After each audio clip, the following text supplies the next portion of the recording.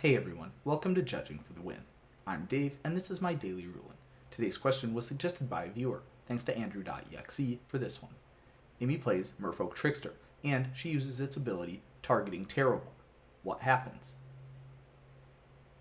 Alright, as you can see here, anytime the game needs to determine the power and toughness of an object, it starts by looking at what the characteristics printed on the card are, and then it uses any applicable continuous effects to modify those printed characteristics. So in this case here, the power and toughness printed on Terravore is asterisk asterisk. And usually there's an ability that tells us what those asterisks are supposed to represent. In this case, of course, there isn't because that ability has been removed by Merfolk Trickster.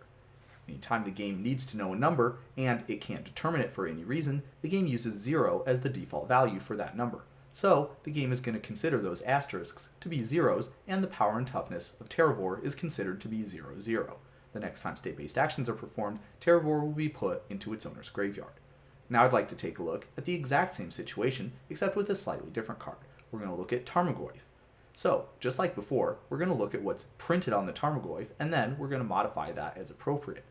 In this case, the Tarmogoyf has the exact same situation as what the Terravore had, which is that there's usually an ability that tells us what those asterisks are supposed to represent. However, in this case, that ability has been removed.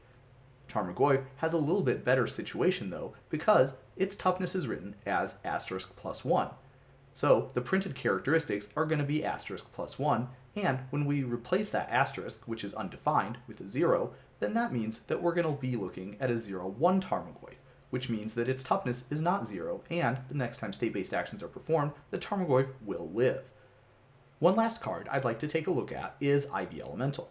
So if we have an Ivy Elemental with, let's say, 2 +1/+1 counters on it, then we're going to start out by looking at its printed characteristics, 0, 0.